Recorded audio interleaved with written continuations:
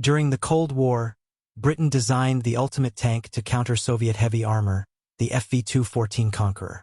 Known for its size and firepower, this machine represented the pinnacle of British tank engineering.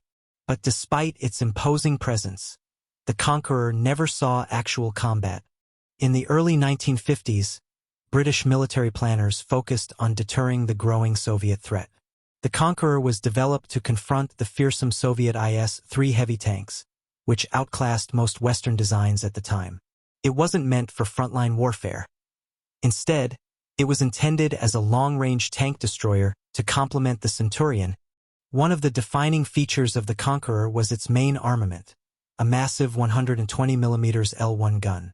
With outstanding range and power, this cannon was designed to penetrate the thickest Soviet armor from miles away. It also came equipped with state-of-the-art optics and a fire control system that was highly advanced for its time. Weight 64 tons. Armor up to 178mm thick.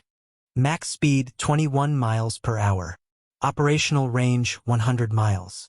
Production 185 units between 1955 to 1966. With such massive armor, up to 178mm at its thickest, the Conqueror was incredibly well protected but slow. At 64 tons, it was heavy, lumbering across the battlefield at a top speed of just 21 miles per hour. Its speed may have been a drawback, but the Conqueror was built for a specific mission: to take on Soviet heavy tanks from long distances. With superior firepower and range, it had the advantage of striking first.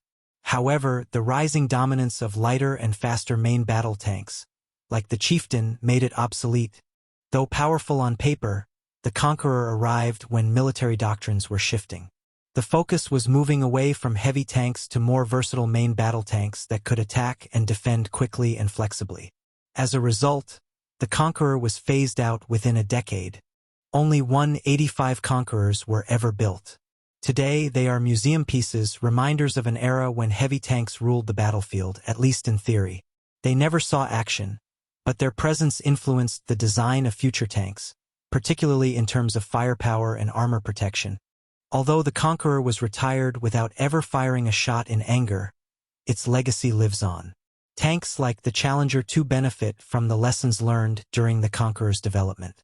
These machines are faster, more adaptable, and far more suited to modern warfare. In the end, the Conqueror was a giant built for a war that never came, yet it remains an icon of Cold War tank design, an era when the arms race wasn't just about nuclear weapons but also about dominating the land with massive armored beasts.